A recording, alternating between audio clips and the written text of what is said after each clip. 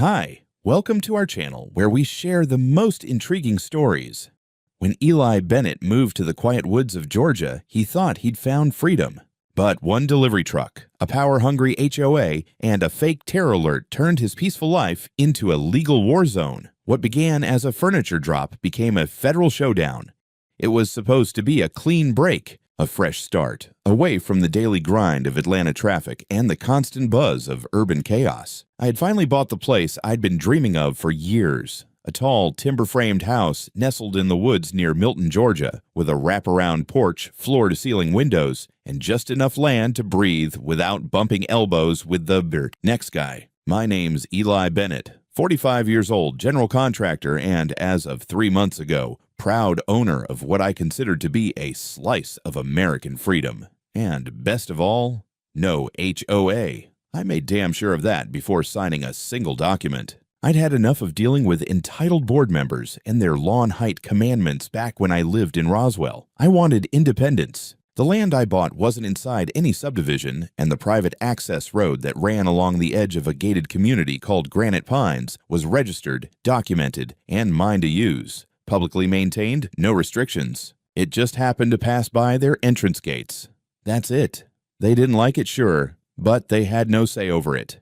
At least, that's what I believed at the time. Granite Pines had a reputation in town, even before I moved nearby. Security-focused, people called it. Over-policed, if you asked the delivery guys or the local contractors. Residents there lived in neat little rows of manicured brick. Every house identical, like they were churned out by a bored god with a copy-paste tool. I wasn't their kind of neighbor, and I was more than fine with that. The trouble started the day my delivery was scheduled. I had a shipment coming in from South Carolina, vintage furniture, a couple of solid walnut pieces, and some high-end appliances for the new kitchen. Nothing shady, nothing illegal, just big, expensive, awkward to move. The delivery was being handled by a guy I'd worked with before, Mark Halsey. Good kid.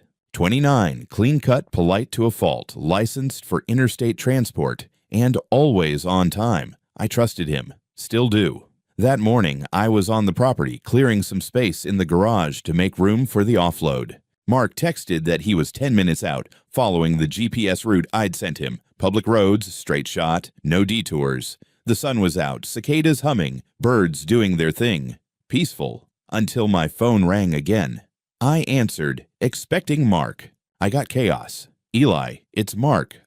I don't know what's going on. Some guys in SUVs just blocked the road. Said I can't pass. They're in uniform. It says Granite Pines Security Division or something. They're yelling about suspicious cargo and demanding to search the truck.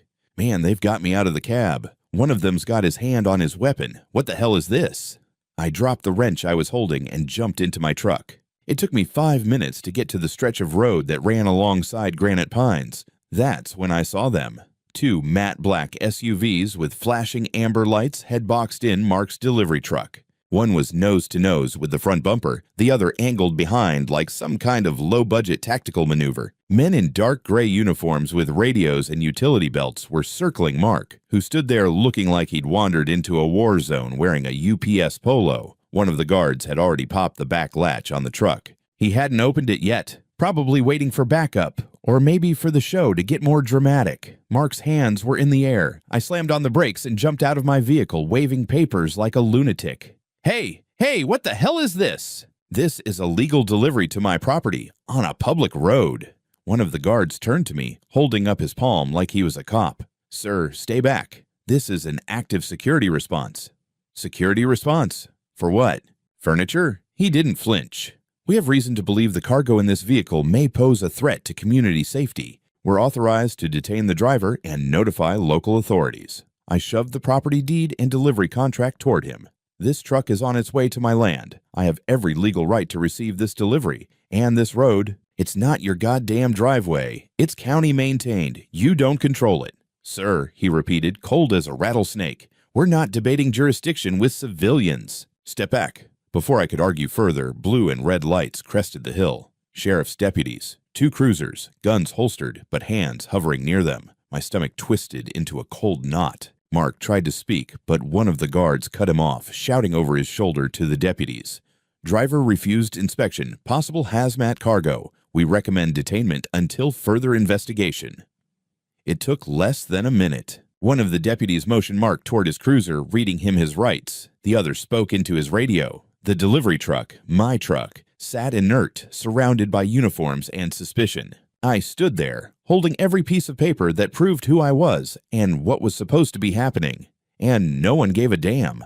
The final insult. One of the security guards turned to me and said, "We take threats to our community very seriously, Mr. Bennett. You should have informed us before allowing unidentified vehicles through our perimeter." I wanted to punch his teeth down his throat, but I didn't. I just watched as they took Mark away in cuffs and slapped an evidence seal across the back door of the truck. I'd never felt more powerless on my own land, and I knew right then this wasn't about rules or safety. This was about control, and I was going to burn them to the ground with it. I drove home alone that evening with a silence in the cab so loud it felt like a siren. My mind kept spinning like a loose screw. Mark arrested, my furniture impounded. All because some suburban Napoleon with a walkie-talkie decided he could play national security. I kept replaying the look on Mark's face when they cuffed him, like a guy who'd just been thrown into a Kafka novel and asked to explain himself in Russian. I spent that night at my dining table, a bottle of whiskey in reach, sorting through documents and emails, lining everything up like ammo for war. The delivery contract, GPS route history, screenshots of my deed, zoning maps showing the damn road was public. Every damn thing I had to prove what should have never needed proving. But that wasn't the part that got to me. It was the smirk. That smug, bureaucratic smirk on the security guy's face when he said, "You should have informed us."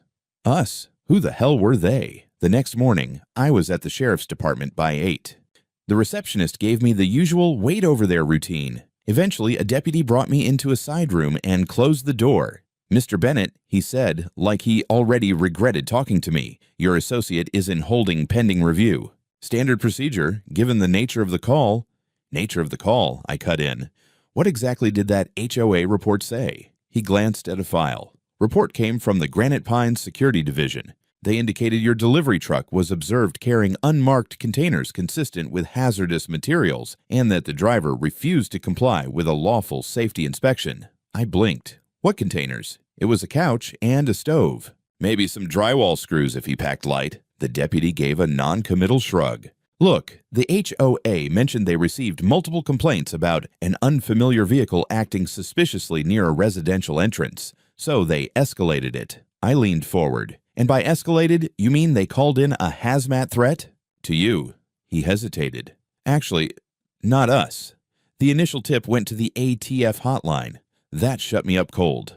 The Alcohol, Tobacco, Firearms, and Explosives Bureau, I asked slowly. He nodded.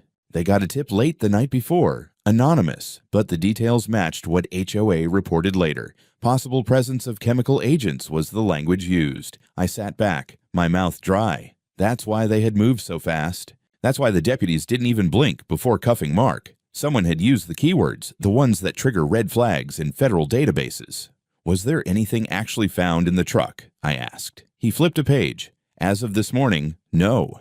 Nothing illegal, contents pending inspection, but preliminary review says household items, furniture, appliances, no contraband, no chemicals. I left with that numb clarity you get right after a car accident, when your body's fine but your brain hasn't quite caught up to the fact that everything just changed. Mark's family had already hired a criminal attorney by the time I called them, some pitbull named Rosso out of Savannah. Meanwhile, I got on the line with Mary Langston, my civil attorney and longtime friend who owed me a favor from way back when I rebuilt her lake house after her ex set it on fire. I laid it all out. The road, the delivery, the blockade, the ATF call, the arrest. She didn't speak for a good 10 seconds after I finished. Then she said, "We're going to court." Big. Before she even finished her coffee that afternoon, she was combing through the HOA bylaws, none of which applied to me, and zoning documentation confirming the road was public. She also found something I hadn't noticed. The stretch of road in question was registered under Fulton County maintenance since 1979. Granite Pines had only existed since 2003. But it wasn't just about maps and rules. Mark's lawyer, Rosso, managed to get a copy of the original call transcript made to the ATF tip line. It wasn't easy. He had to pull strings, but when he read it to me over the phone, my blood froze. Caller reports unmarked cargo containers with possible metallic tubing and electrical wiring entering community without clearance. Possible explosive precursor materials. Recommends immediate detainment. Suspect is non-compliant and evasive. Claims destination is a non-member lot in the area under HOA dispute. Non-member lot, that was me. They didn't just want to stop a truck, they wanted to drag me into their zone, by force, if needed. Mary looked at me and said, "You realize what this is, right? They didn't just lie. They tried to manufacture a threat to get federal force involved." The real twist came later that day when I got a call from a friend of mine at the county zoning office. He'd been poking around for me, unofficially. Apparently, Granite Pines had submitted an inquiry 6 months earlier asking whether the undeveloped parcel adjacent to their eastern road, which happened to be my land, could be rezoned under their jurisdiction. The request was denied twice. Now they were trying to police the access anyway. When I checked my security cams, I saw something else. A night before the arrest, around 11 p.m., a black SUV rolled slowly past the road, stopped briefly near the edge of my property line, then backed out and left. Mark's truck hadn't even arrived yet. They weren't reacting to anything. They were waiting, planning, hoping to catch something or someone they could use. And it worked. Until now. By the third day, the situation had stopped feeling local. It didn't feel like a power-hungry HOA anymore, or even an overzealous private security firm. It felt bigger, heavier, like I'd tripped a wire that went straight into a federal building somewhere with no windows and too many flags. That morning started with a call I didn't expect. Unknown number, Washington, D.C. area code. "Mr. Bennett," a calm male voice said, "This is Special Agent Thomas Keller with the Bureau of Alcohol, Tobacco, Firearms, and Explosives. I'd like to ask you a few questions regarding a delivery vehicle intercepted near Granite Pines." I laughed. Not because it was funny, because if I didn't laugh, I was going to swear so hard my phone would melt. "You mean the furniture truck?" I said. "The one with a couch and a stove." There was a pause on the line. Not an awkward one, a measured one. "Yes, sir."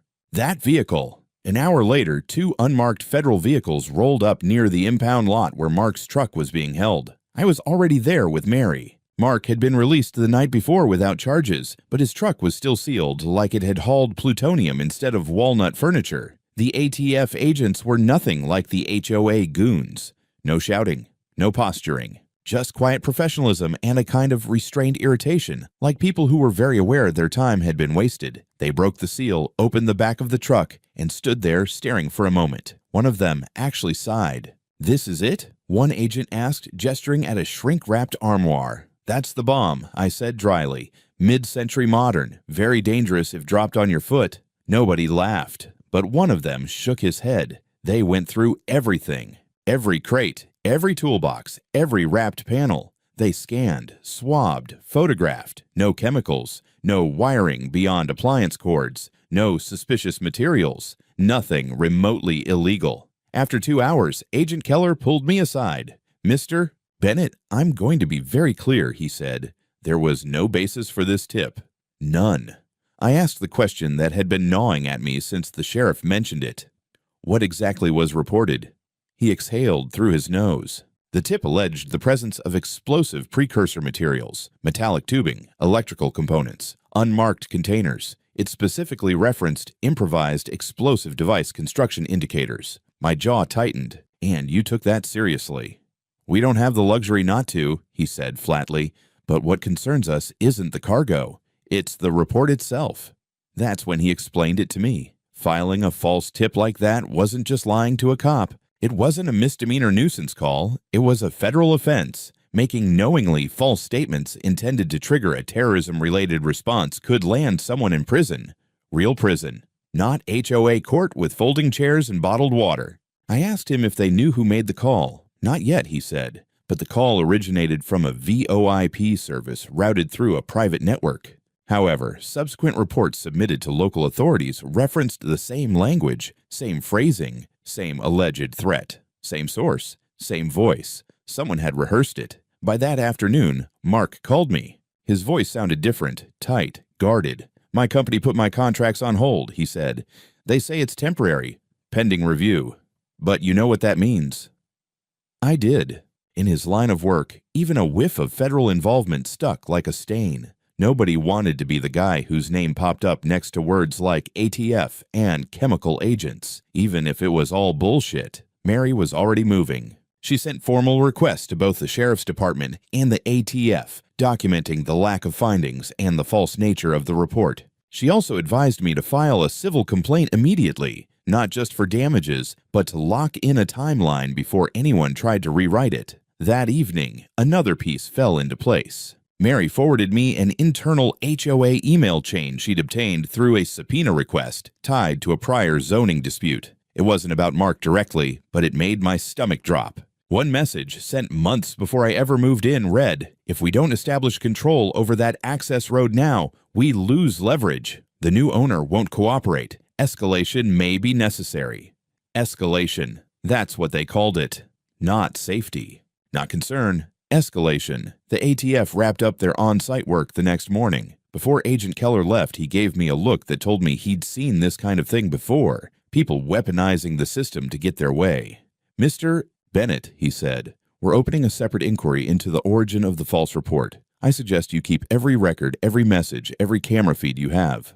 I nodded. Already doing it. As the federal vehicles drove away, Mark's truck finally cleared for release. I stood there watching the sun hit the chrome handles of furniture that had somehow triggered a terrorism response. Granite Pines wanted control. What they'd actually done was invite the federal government into their living room. And that never ends well. By the time Mary filed the paperwork, I was already past the point of being surprised. Furious, sure. Tired, absolutely. But surprised? Not anymore. That left me in a weird headspace, somewhere between a man preparing for war and a contractor trying to finish wiring a kitchen he hadn't been able to furnish because his goddamn oven had been treated like a biohazard. The lawsuit was aggressive. Mary didn't pull punches, and neither did Mark's lawyer, Rosso. We were coming in hot with a joint civil suit for $1 million.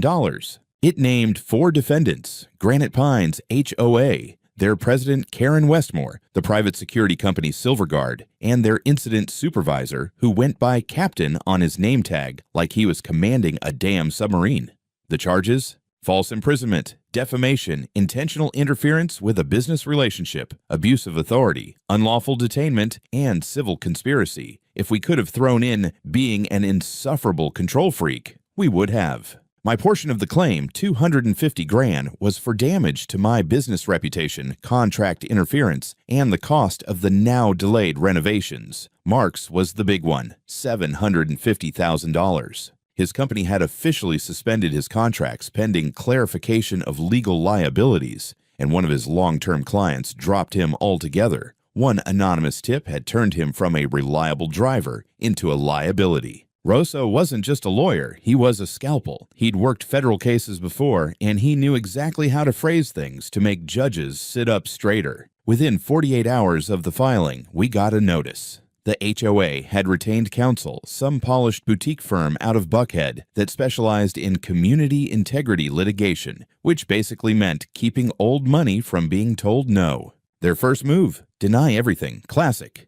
The HOA released a public statement calling the incident a tragic misunderstanding that stemmed from an abundance of caution and a desire to protect residents. They tried to make it sound like Mark had been randomly parked in the middle of their neighborhood waving around a chainsaw and screaming about fertilizer. Karen herself stayed quiet, not a word. But I knew her silence wasn't humility, it was strategy. Then, just when I thought we'd hit peak absurdity, we got our hands on something explosive. Mary had filed a formal discovery request, standard procedure. But the response from the HOA included a file they clearly hadn't reviewed properly before sending, a forwarded chain of internal messages between board members. And in that chain was a line from Karen, dated 3 days before Mark's arrest. "The county screwed us on that parcel. If we don't act now, he's going to do whatever he wants. We need to take control of access, or at least make it painful enough that he comes to the table. Make it painful, not cooperate, not negotiate. Make it painful." There it was, in her own words. And better still, attached to that email was a memo Karen had drafted, never formally submitted, proposing a temporary control checkpoint on the access road due to increased unknown vehicular activity. The best part? It was time-stamped the day before the anonymous ATF call. Mary damn near giggled when she saw it. They don't even need enemies. she said. They do it to themselves. The deeper we dug, the more it became clear this wasn't just one bad call or an overreaction. It was a calculated plan to intimidate, push, and control. Silverguard was quick to try and distance themselves. Their official response stated that their officers acted upon credible intelligence provided by the client and followed standard operating procedures. Translation: don't sue us, blame the HOA. But we weren't having it. The guard who had manhandled Mark and blocked the truck had no legal right to stop any vehicle on a public road. He wasn't law enforcement. He wasn't even a rent-a-cop with a badge. He was a hired thug with a radio and a laminated policy sheet. To drive the point home, Rosso filed a separate bar complaint against the HOA's attorney, citing potential conflict of interest and misrepresentation. Mary sent a formal request to the county to reaffirm the public status of the road, which they did in writing, with a big damn seal on the bottom. Granite Pines had no jurisdiction, no claim, and no authority over that stretch. When we made the lawsuit public, the media finally caught wind. At first, it was just a few local reporters sniffing around, but then someone dropped the words "false terrorism report" into an interview, and everything blew up. Near Fox 5, Atlanta ran a segment. The headline read, "HOA accused of triggering ATF raid over furniture delivery." It was like watching Karen's grip on the narrative slip one greasy inch at a time. That week, the HOA called for an emergency board meeting. Some members started pushing for a settlement. Others wanted to double down and protect the integrity of the community. I wasn't invited, obviously, but someone leaked the minutes to me anyway. Apparently, Karen stood at the head of the meeting and said, "This isn't about him. This is about preserving order. We can't let people use our roads unchecked. Our roads. The same public access road I had legal rights to use. At that point, I didn't even need to say anything. They were burying themselves. But just in case they tried to crawl out, we were ready to push them right back down with $1 million boot." The email came in around 2 in the morning. No subject line. Just a name in the sender field I barely recognized. John R. Granite Pines. I almost deleted it without reading, thinking it was another HOA threat disguised as community outreach. But something made me click. There were only 2 lines in the body. "I don't agree with what she's doing. I have information. Please call me. John Rivers." I stared at it for a while. John Rivers. I'd seen the name in the Discovery docs. Treasurer, I think. Kept a low profile. Never spoke at HOA meetings, at least not in the clips I'd seen online. I debated ignoring it. The last thing I needed was some HOA rat trying to play both sides for damage control. But curiosity got the better of me. I called the next morning, half expecting him to ghost me. He picked up on the first ring. "Mr. Bennett," he said quietly. "I'm not supposed to be talking to you, but I can't stay quiet anymore." He didn't waste time. Said he wanted to meet somewhere off the radar. We ended up sitting in his car in a back lot behind a strip mall in Alpharetta, like we were doing a damn drug deal. The guy looked tired. Mid-50s probably, but the kind of tired that seeps into your bones when your conscience's been eating you alive. He started talking before I could even ask anything. "I didn't know she was going to do this," he said. "Not like this. We talked about the road, sure. Everyone on the board hated that you were going to use it, but she went further." I stayed quiet. Let him unravel. "She told us it was about safety. That's how she sold it. Said she had connections that would let her flag suspicious vehicles without waiting on county bureaucracy. Said if we didn't act, the neighborhood would become a target for infiltration." Her words, not mine. I raised an eyebrow. "Infiltration?" He nodded, looking embarrassed. "She came from the TSA, you know. Still acts like she's running counter-terror ops. She said the road was a security liability and started floating the idea of checkpoints." I asked him directly, "Did she tell you to lie about the truck?" "No, not directly." He paused, "But she told us what she wanted to be true. That the truck didn't match the HOA's clearance list, that it made a stop near a vacant lot, that it had odd activity around it the night before." She showed us pictures, grainy, taken from her Ring cam. Said we could interpret them as suspicious if we wanted to. Interpret, of course. Then he dropped the real bomb. "She also threatened us," he said. "A few of us. Quietly. If we didn't back her, she'd make life difficult. Told me she could have the HOA audit my spending records. Said I'd signed off on 2 landscaping contracts without a second bid, which technically violates policy." Was it true? He shrugged. Technically, yeah, but nothing serious. Everyone does it, but the way she said it, she made it clear she'd bury me if I spoke out. That made my blood boil. This wasn't just a power trip, it was a hostile takeover with spreadsheets. He showed me his phone. He still had the texts. John, I'd really hate for the board to start asking questions about that Green Edge invoice. Let's stay aligned on the truck issue. We need to present a united front. Dissent will just prolong the community's exposure. It wasn't just pressure, it was blackmail. John looked at me, his voice barely above a whisper. I want to testify. I'll sign a sworn statement. I've already told the other board members I'm stepping down. They think it's a health thing.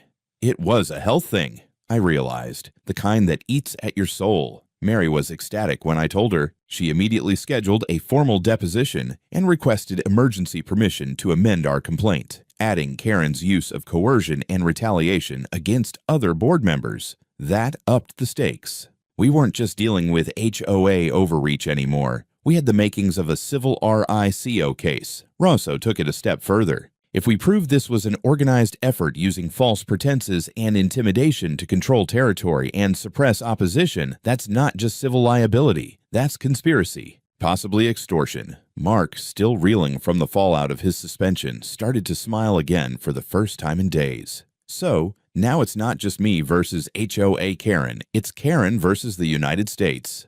But Karen didn't flinch. That week, she showed up at a local town hall meeting with her usual Stepford wife composure, claiming she was the victim of a coordinated smear campaign by disgruntled outsiders trying to dismantle community unity. Her audience? A bunch of retirees in golf polos who clapped like she was Moses coming down from the mountain, but the cracks were starting to show. That same night, someone anonymously leaked a board recording to a local blog.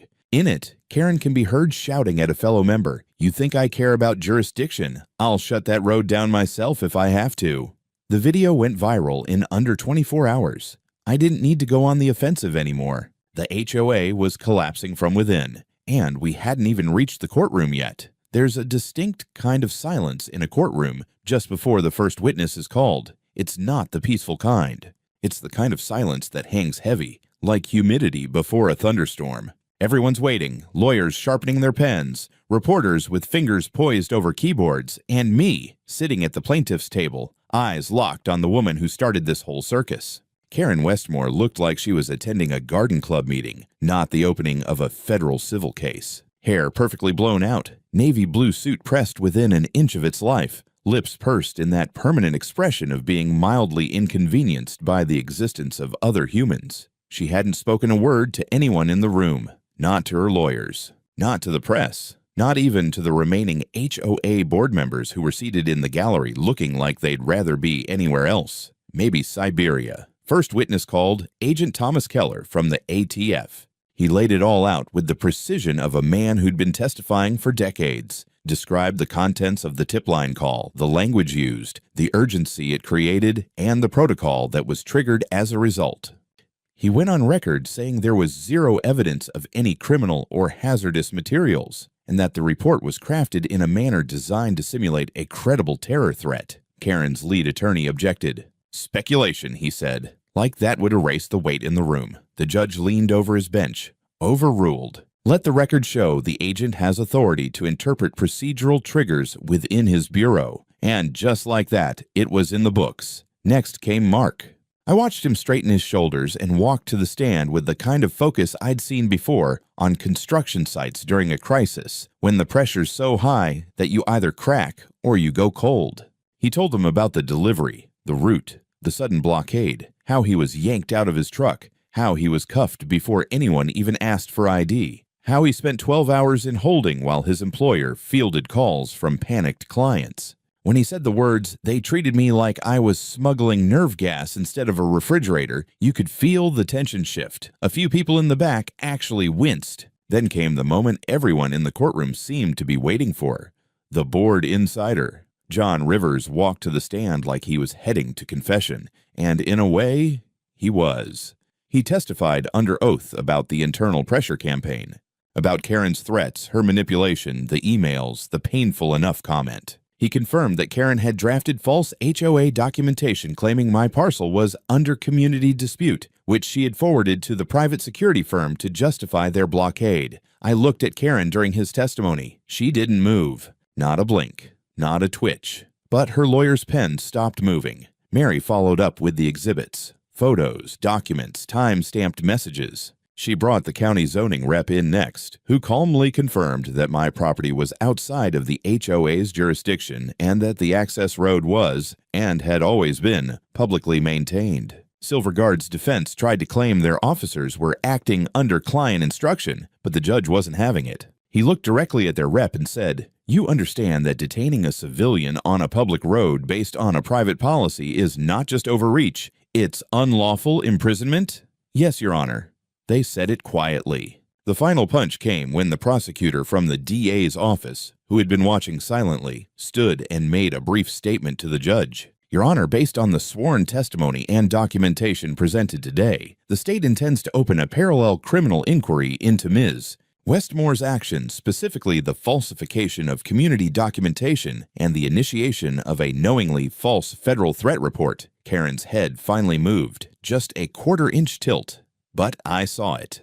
For the first time, something cracked. I won't pretend I didn't enjoy that moment. Outside the courthouse, the press was waiting. Mark and I didn't say much. Our attorneys made a short statement, reaffirming our intent to see the civil case through and that any criminal proceedings were in the state's hands now. That night, Mary called. "They're rattled," she said. "Silverguard's lawyers just reached out about a possible partial settlement." I grinned. "Tell them they can start by covering the cost of the furniture they turned into evidence." "Oh, I already did." With interest. Meanwhile, Granite Pines was in panic mode. Residents had started attending board meetings en masse, demanding explanations. Half the board had tendered unofficial resignations. Rumors swirled about Karen being censured. But we weren't done yet, because the next court date. That one wasn't just about compensation. That one would determine whether Karen Westmore's little HOA empire was just going to crumble or explode. The week before the final hearing, Granite Pines turned into a fortress. Not the good kind, the kind where everyone's watching each other from behind their shutters, whispering rumors through cracked windows.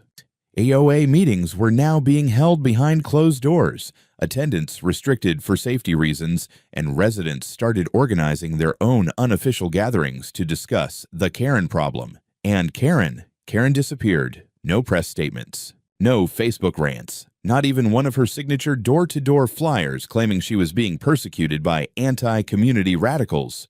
Just radio silence. Until one morning, I got a text from Mary. No greeting, just a screenshot. It was an email from the HOA lawyer to the court. "Ms. Westmore will not be present at the hearing due to personal medical travel. We request a continuance." Mary responded with a single word.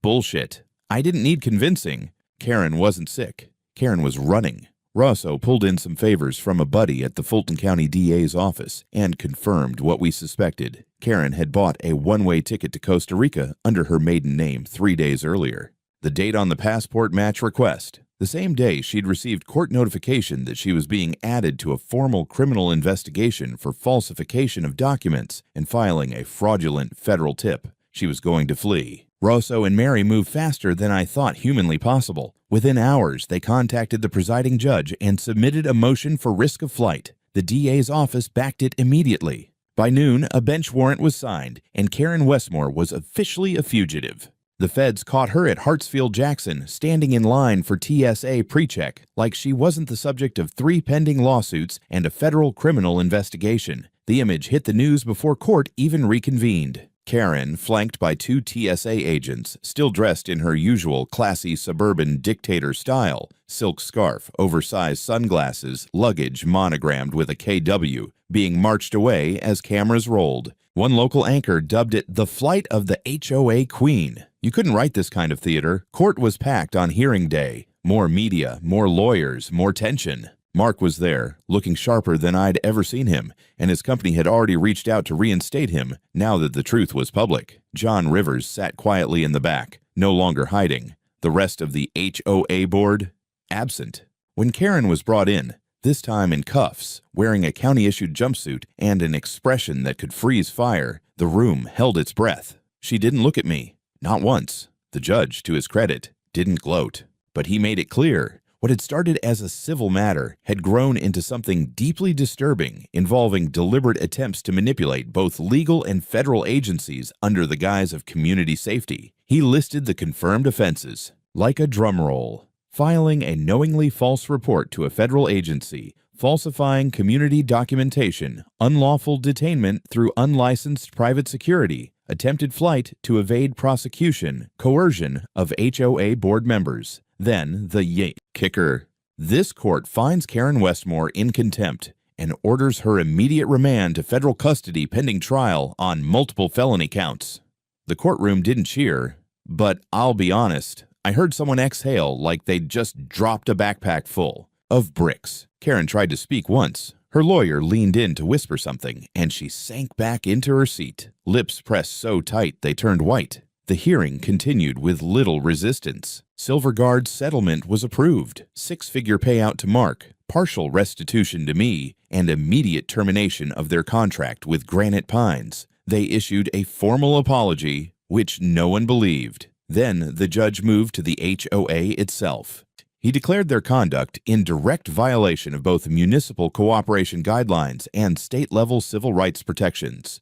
A formal audit of HOA operations was ordered. The state HOA Oversight Board was notified. Granite Pines was effectively paralyzed. And with Karen gone, the other board members had started turning on each other like rats in a flooding basement. The treasurer resigned. The secretary claimed she was just following orders. One of them even filed a restraining order against the HOA, citing a hostile and retaliatory environment. Mary turned to me and whispered, "You didn't just win.